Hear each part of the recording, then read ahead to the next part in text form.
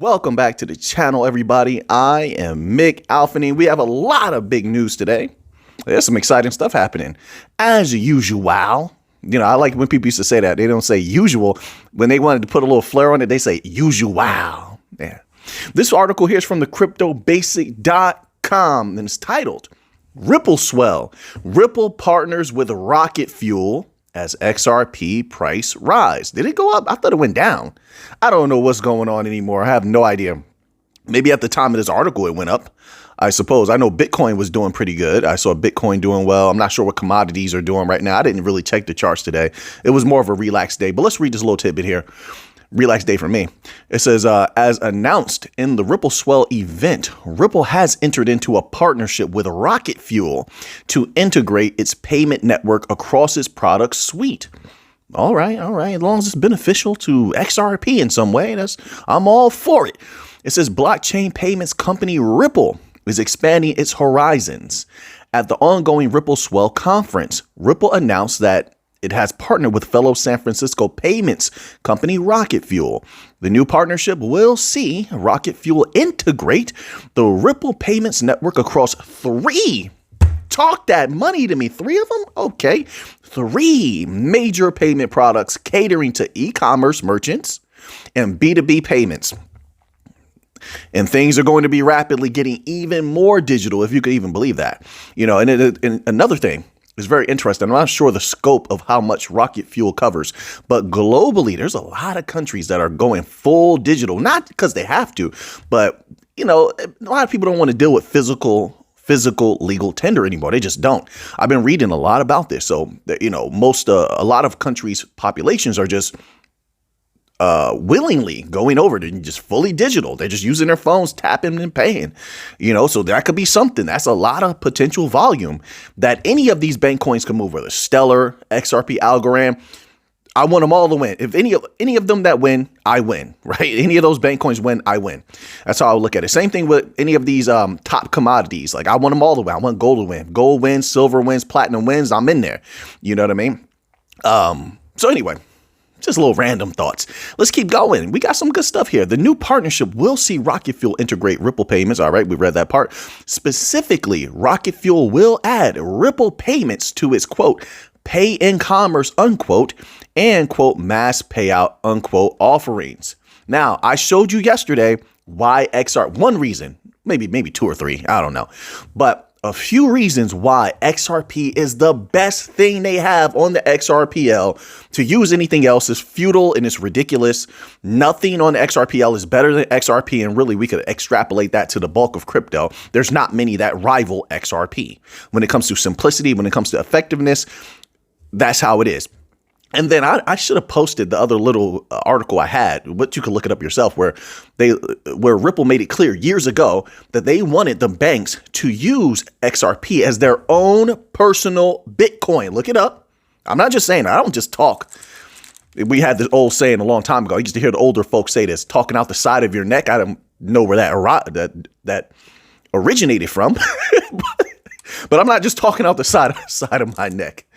All right. But there's things that I read. So that lends credence to what I was saying before, that at some point in the future, not a guarantee, I think they take that XRP off of people's hands. I've said this plenty of times before, but we're building on that idea as we get more and more information and more clues, right? So it doesn't matter if a great deal of XRP is out there for retail right now. It's not like retail is scooping that up anyway. But I think it sits there until the time is right. And if you haven't seen that last members only video, watch that. It's going to bring a great understanding. The one I released yesterday, watch that members only video. And I'm trying not to give a whole lot away, so let me just skip that. But when the time is right, I think they will revisit that idea. I don't think they've forgotten. And I think the banks will utilize something like XRP as their own personal Bitcoin, something that they can control outright. And there's a lot more building I want to do on that idea, actually, that I'm going to be covering in the members only section. So B2B payments. So we're talking, once again, trillions of dollars, possibly trillions of dollars in the future, of course. All of this is super bullish for XRP as one of the only cryptos that has clarity. It's just, what is it? Just Bitcoin and XRP. If you're talking about real clarity, just Bitcoin and XRP, it's in the game. So now let's move on here. So this next article here is from U.Today, and it's titled Ripple Labs company partners with Hong Kong's biggest bank. Well, not Ripple, it says Ripple Labs company. Let me clarify that. Ripple Labs company partners with Hong Kong's biggest bank. Daja How to everybody out there. It says a Ripple Labs owned. Daja How means hello, everyone. What are we talking about again? Oh, yeah, crypto. A Ripple Labs owned company has forged a strategic alliance with Hong Kong's banking giant HSBC Holdings PLC to provide cutting-edge custody services for a variety of digital assets, including tokenized securities. This innovative service is slated for release in 2024. So we get that year again. Once again. And I am noticing, I will say this, because I get on the neck of Congress a lot, and I should. I'm going to keep my boot dead on their necks. They're supposed to work for the people, and they haven't been doing enough when it comes to crypto. That's how I feel. So no mercy for them. They need to work to earn that paycheck, whatever that is. But I could go into that another time.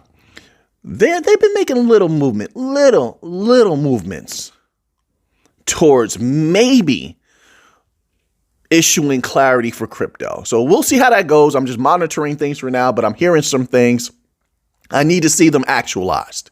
That's what I need. I need them to actualize clarity for crypto. And let me tell you something now.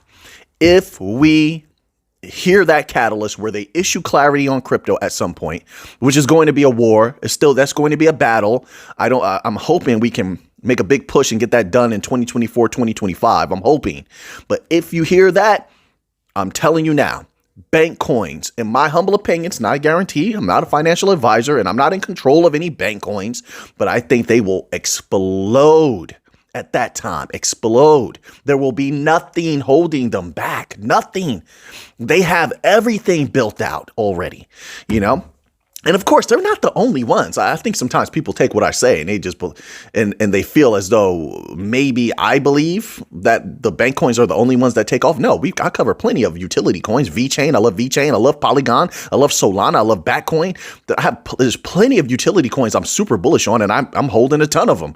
And as a long-term investor, and I expect them to do well. I think they're going to do well. A lot of them did well in the last bull run. I think they're going to do doubly or triply as well in the next bull run. So no, I'm not saying that. I just don't have time to cover everything. I just don't.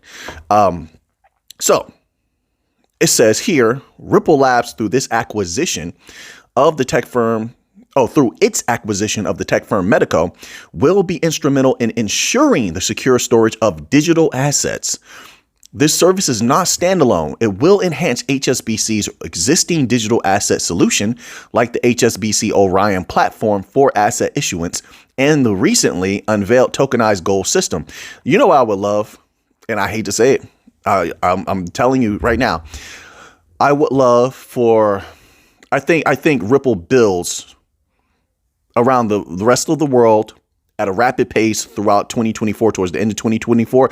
I'd love to see them flip the switch in 2024 on the rest of the world. Don't wait on United States. That's how I feel. If it's true and they feel that the United States can always play catch up, that the United States doesn't have to push to work as fast and issue clarity and deploy their aspect of the new financial system as quickly as the rest of the world, that's on them. I say flip the switch on the rest of the world and get some of that volume and some of that capital flowing. That's what I say. Now, whether they do that or not, I don't know. But the reason that's on my mind is because of how fast they've been building in the rest of the world, in Africa, in Asia, so in Latin America. Right. So, I mean, let's go. Let's just get the rest of the world flowing. They have so many partnerships. But I think in 2024, we're going to learn about a lot, even more partnerships. Right. And once again, I referenced that members only video because there's certain things I want to say and I can't. But I think that they indicated a lot They indicated a lot in that information. So there's even more to come than what people are expecting. You got to read between the lines. You have to look deeply into the words. People say things for a reason. For a reason. They're trying to convey something to you because they could have kept quiet. They didn't have to say what they said. But anyway, let's go here. They didn't have to say what they said, but they did. Why? They're trying to let the people know what's going on. They're saying a lot with saying a little. You know what I mean? So now let's move on here. That's 2 big articles already, I feel. And it leads up to things like this. Things like that are why individuals are super bullish on XRP. This is from the cryptobasic.com. And over time, yeah, I'm not against this idea. It's titled, Chartist Sees XRP Market Cap Rising to $997 billion, which would reflect a price surge to $18. I don't think that's out of the realm of possibility, right? I don't. I think that over time, or if not over time, then if you have the entire RippleNet system, on-demand liquidity working at the same time, I think this is easy. Easy. Of course, I believe you have to go through steps first. Let's break through some levels first. But the surge of what XRP can bring because of its how much capital it can move. Yeah, I don't think that's unreasonable. $18. No. So prominent chartist eGrag projects that the XRP market cap to hit a new all-time high of $997 billion, which reflects a price rally to the $18 territory. Like I said, I think that's more reasonable over time, right? Over time. I don't see it. Look, if it happens all at once, that's great. I'll take it. I'm not limiting XRP. I don't want to, not at all. But in my mind, I think over time. So it's based on data from historical context. And I'm not saying it's guaranteed either. I'm not saying that either. I'm just saying it's a possibility. So now let's scroll down here and see if there's a little bit more elaboration on this. eGrag's forecast comes with XRP is observing a massive uptrend, which recently saw it reclaim 73 cents. The analysts turned to XRP's market cap, highlighting the previous price surge that pushed its valuation to a whopping $128 billion 6 years ago. Historical context. Well, I don't really need the historical context, to be quite honest, but I see where eGrag is going. And I understand. I think, and I could be completely wrong, I think eGrag is sort of similar to myself, where this individual's is working with a visionary eye. It's all about the future. You know, a lot of people take what I say and they think that it applies to today, unless we're dealing with information that is applicable to today. Most of the time, I'm thinking with a futurist eye, a long-term eye. I'm in this for the long game, right? So yes, I look at what's going on right now, but it's mostly in the context of what can happen in the future, a few months from now, a year from now, 2 years from now. I think that's where the big money lies, because there are still a lot of barriers that we have to jump over in order to have the possibility of, moving trillions of dollars. But we're working our way there, right? So, I think that's interesting here. Let's move on here. We got a little bit of Solana news. I'm trying to get through this in a timely manner, folks.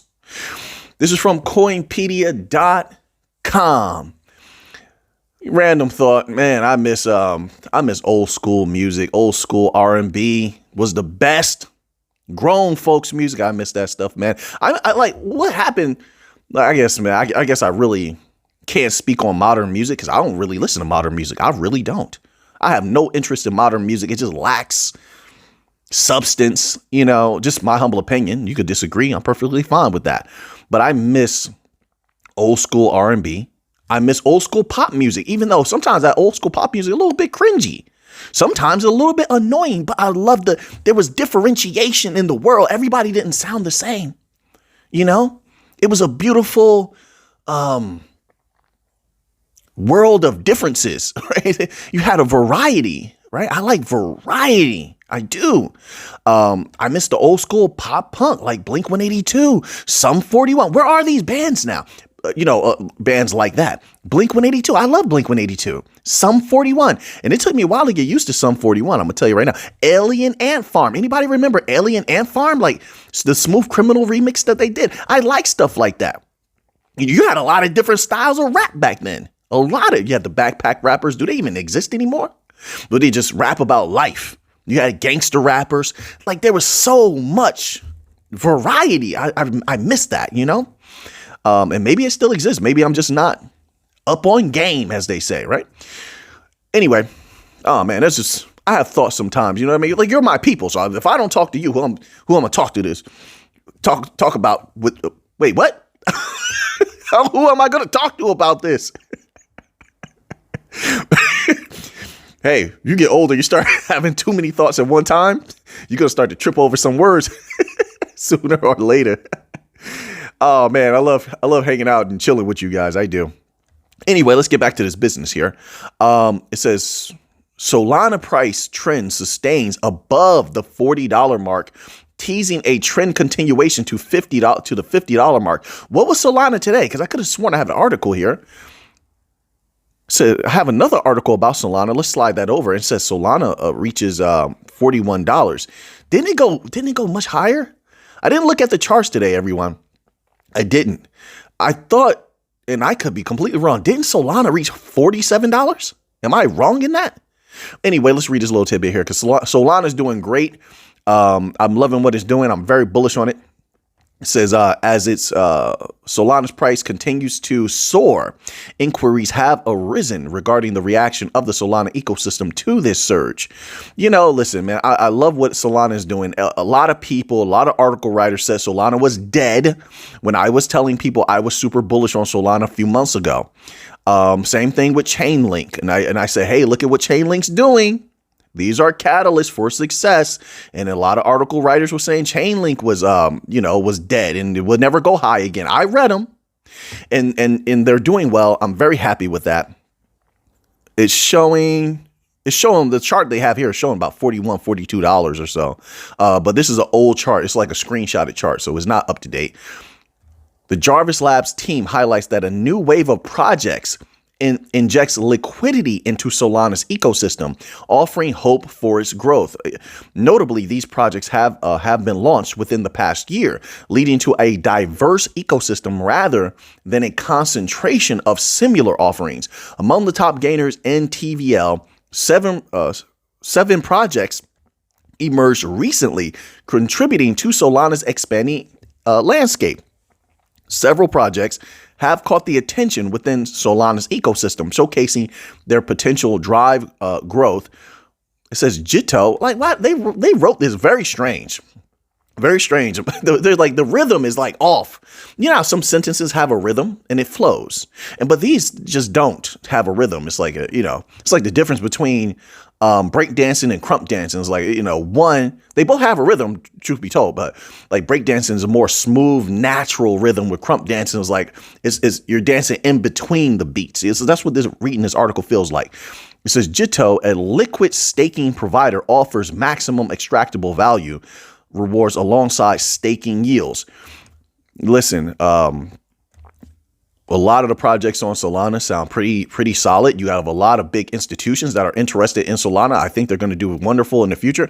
Marginfi, another noteworthy project, offers liquid staking tokens, LST, based on Jito's platform, as well as a lending service emphasizing risk management. Additionally, decentralized exchanges like Phoenix and Jupiter have excelled in their respective niches.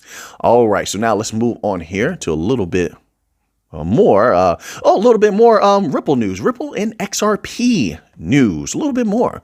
So this is from the cryptobasic.com and it is titled, let me scroll up here. Let me get the title because I don't want to read it from the HTML. Sometimes that's wrong. They change the title and it's wrong. It says Ripple swell starts with a blast as Ripple payments now enabled between Africa, Australia, and the UK. Hey, now, why is that major? You got to understand that the UK, pretty much everywhere around the world, benefits from Africa. Now, Africa, like I told people before, and you see that now it's sticking, right? With them taking control of their own resources, right? And so as they're now in a lot of those countries I was talking about earlier that are greatly digitizing their systems are in Africa. So a lot of that business, a lot of that of that value that's going to be unlocked from a lot of these resources that they're uncovering in Africa, because there's a lot of new resources. There's a lot of older resources, gold and all types of silver. I'm trying to think of the other one. There's another one. Is it lithium is no? There's lithium coming out of Africa as well, right? But when I think lithium, I think China, right? But anyway. But wait, China also gets do they get a lot of that lithium from Africa, right? They have a lot of work. China has a lot of work going on in Africa. But anyway, a lot of that value will be able to move across something. Now, what is heavy as far as digitized systems in Africa? Ripple has a foothold there. Stellar is very deep in Africa. And Algorand, because of Koi Banks, the company KOI Banks, Koi Banks, they're pretty deep in Africa as well. Right?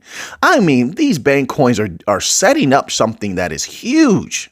This is my humble opinion, but my opinion is based on factual information. So XRP and the XRPL stand to benefit greatly if they can move some of that value. I'm telling you, and then especially, and listen, I don't know that many African nations are going to do this, but some of them are already leaning heavily towards gold, right? And using gold as either a front end currency or a backup currency. But you have that going on. If that spreads, and if XRPL can be involved, that's a lot of good value that can begin moving across the XRPL over time. Not all at once, but over time. All of these things are buildups.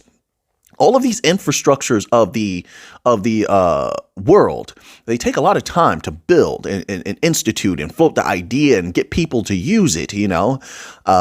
Unfortunately, the world moves very slowly, but this is major. This is a very big deal here.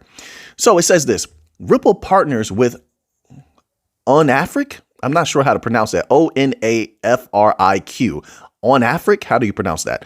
To expand its remittance solution in 27 African countries. That's dominance. The UK, Australia, and the Gulf Cooperation Council. And I'm going to tell you something else. Listen, a lot of African nations have been making very strategic, powerful moves. They want to win badly.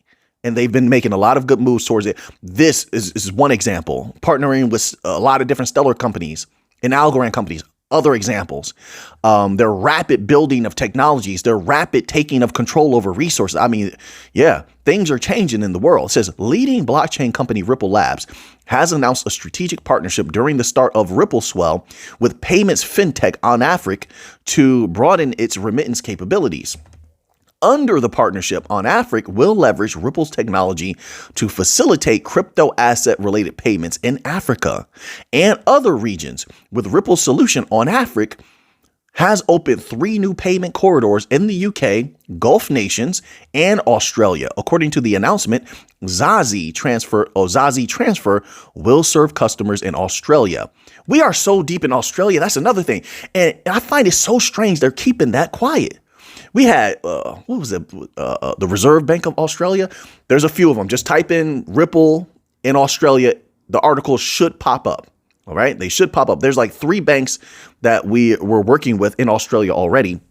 And apparently now we have this Zazi transfer to serve customers in Australia. So Ripple is deep. XRP is deep in Australia. How that pans out and what that results in when it's actuated, we will see, but that is a great setup. Great setup. It says while Pay Angel will enable remittance services for its customers in the UK. In addition, Abu Dhabi-based Pipple, we've heard about them before, will cater to customers within GCC nations, including Kuwait, Qatar, Oman, Bahrain, the United Arab Emirates, and Saudi Arabia. By the way, don't forget, everyone, that you can now get these episodes on YouTube Music as podcasts, as audio podcasts. They even allow you to download these episodes. You can listen to these episodes anytime you want. All right. So, hey, if you can't watch on a regular YouTube, or you prefer podcast format, these episodes are available in podcast format on YouTube Music. Just type in something like Alphaneme podcast or something like that, or Alphaneem. Oh, so Alphaneem Crypto Podcast. You're going to see it pop up. You'll see these videos pop up, right? You go down to that podcast section, right? So I just want to make that known as well, right? Because I like to listen to podcasts. I listen to videos more than I watch videos, especially if it's heavy on information. Anyway. And that may be a little bit more convenient for people who listen to me or watch me on the job or listen or watch me as they're going to sleep, which a lot of people have let me know that that's what they do. So podcast format may be a little bit more convenient, right? Anyway, I'm going to skip a Ripple article, okay, to save a little bit of time. I may post that in the members only section. I'm going to skip one article there. Polygon, one of our original utility coins. I love everything Polygon is doing. I remain super bullish on Polygon, although Polygon exploded back in that first bull run when we first began the channel. Made some very, very good gains. But I believe that they're going to do even more in the future. Not financial advice, just my humble opinion.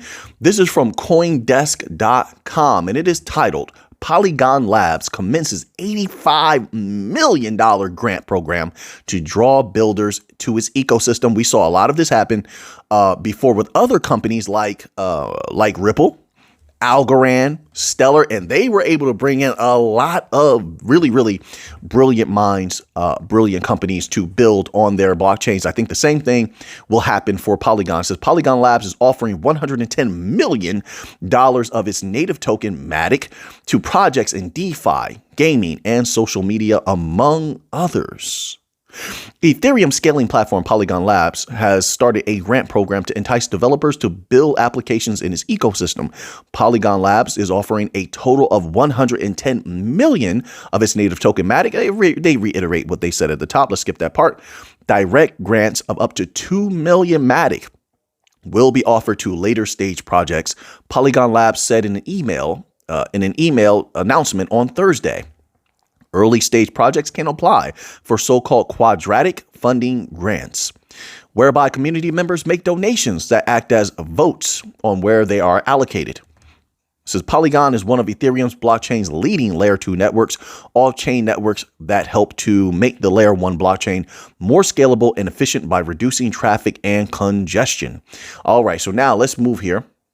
I'm going to cover a little bit about the treasury. I haven't covered that in quite some time, but it's always very important to keep up with what is going on with the U.S. Treasury. So this is from Reuters.com and it's titled, Falling Treasury Yields Could Turn Fed Hawkish. Now, I had an article, I don't know if I posted it, where they were saying that the Fed may do another rate hike in January. Now, there's no guarantee in that, but we will see. But this lends a little bit of credence to that. Let's see what they're talking about here. It says falling treasury yields helped launch an explosive rebound in stocks and lifted U.S. government bonds from 16-year lows. Now, some investors worry that further declines in yields could keep the Federal Reserve in a hawkish stance for longer, potentially hurting asset prices over the longer term. Listen, what the Fed is doing, I'm telling you now, first of all, we're already in a depression. I'm sticking with that. But I've found it interesting that a lot of other like article writers and content creators are starting to come around to that idea that I've been talking about for about a year and a half, that there is a depressionary environment. We've yet to see it. Well, we have a little bit of stagflation, definitely stagflation. But once that deceleration kicks in, oh my word, massive layoffs, bankruptcies, all of this going on. The housing market, absolutely terrible. I don't see that changing in the foreseeable future. The Fed is doing a lot of damage, right? So let's continue on here. The paradox highlights how the relationship between yields and financial conditions, factors that reflect the availability of funding in an economy, and are watched closely by central bankers, has come into focus in recent months. Let's scroll down here. Well, listen, with them raising treasury yields, they have definitely kicked a lot of these risk assets right in the pants every single time. It puts them under threat of massive liquidity drain every single time. You tell me that's not affecting the pockets of retail investors everywhere who want to make a little bit of gains, right? So if yields go down and we're not under that threat of massive liquidity drain, that's much better for all the markets, right? Much better for the people. So surging treasury yields sapped investors' risk appetite. Look at that. They just said exactly what I was trying to convey. Let me read it again. Surging treasury yields sapped investors' risk appetite. This is something a lot of people will never understand because they only focus on one sector. Some people just focus on crypto. Some people just focus on stocks. You have to look at treasuries because treasuries affect everything. Everything is a top-down type of effect. A treasury yield is high, and they draw all the investors in. That money drains from risk assets, crypto, stock, etc. A lot of times come out of commodities as well. But it says, and weighed on stocks over the last few months by helping tighten financial conditions. You see, as they raise the cost of borrowing for companies and households. The relationship has reversed in recent weeks. U.S. 10-year yields, which moved inversely to bond prices, have fallen nearly 50 basis points from their highs, while S&P 500 has rebounded about 6.5% in that period. But some investors believe financial conditions could become too loose for the Fed's comfort if yields keep falling, forcing the central bank to keep rates higher for longer. That's going to happen anyway. They have no choice but to keep keep rates higher for longer. Inflation is way out of control. They have done almost nothing, in my humble opinion. What really matters, which is energy and food pricing, is something that they don't include. Once again, I'm gonna keep saying this until this gets stuck in people's head. That's not included in the consumer price index and the regular inflation information data. But that's what affects people the most. People need to eat. People don't need to be spending a ton of money on energy of all kinds, right? So they have to keep it higher for longer to bring that down. They don't have to talk about it. Of course, they're not going to include that in the information, but they know the truth that is something they have to tackle. They have to bring that under control. So it says here, keep rates higher for longer in order to prevent inflation from rebounding. No, I don't think there's really much that they can do. And on top of that, I think in the next year, you're going to see them turn the money printer back on. I don't think they have a choice. There's so much going on with the Fed. I love the Fed just because they give you so much content, but they are completely confused and no disrespect, but I do believe that they're highly incompetent. It says average rates on 30-year mortgages, which moved together with treasury yields, fell by 25 basis points last week. The largest weekly tumble in nearly 16 months. I love how they're selectively choosing what information to put out there. Reuters, that is. You can see the connections that they have. They only put out good information. And there's information that goes both ways, right? But I find that very, very interesting when it comes to Reuters. So anyway. All right, so we're going to end off there. I had a little article here about silver. Right. This is from, you know what, we'll just do this little article here on silver. We'll read this little tidbit here. So this is from kitco.com and it's titled Key Segments of Silver Market to See 42% Growth. Now let's read this a little bit. It says demand for silver will continue to grow for the next decade. Not financial advice. Silver is a very solid store of value, in my humble opinion. And if it ever begins this rise that like it's supposed to, if it's ever not suppressed, watch out. People are going to make some good gains. And just my humble opinion, once again, not financial advice. Far outpacing its growth over the last 10 years, according to the latest research from Oxford Economics. In a research report conducted on behalf of a Silver Institute, the analyst said that three key pillars of global silver demand, industrial, jewelry, and silverware, are expected to see total demand growth of 42% through 2033. It says, unquote, effectively double the growth rate over the previous decade, 2014 to 2023. The report said that industrial demand will continue to dominate the silver market for over the next 10 years, with demand from the sector expected to grow by 46%. At the same time, jewelry and silverware demand are forecasted to rise 34% and 30% respectively. That's interesting. I would love to know more detail on that because people aren't doing well when it comes to having capital. So I don't understand how people will be buying more jewelry. Now they can say silver will be utilized in more jewelry. I could see that because it's more affordable than gold and platinum and palladium, right? But are the people going to have money for that? Because the global, not just the West, global economics are in bad shape right now. The global financial system is in bad shape. People making capital, they're in bad shape right now. But that's interesting. I wonder what data they have that's lending to that idea. So there you have it. Gold is on my mind. Silver is looking good in the long term, looking good in my humble opinion. So now that you have the information, what are you going to do with it? I know what I'm going to do with it. So until next time, let's get to the money.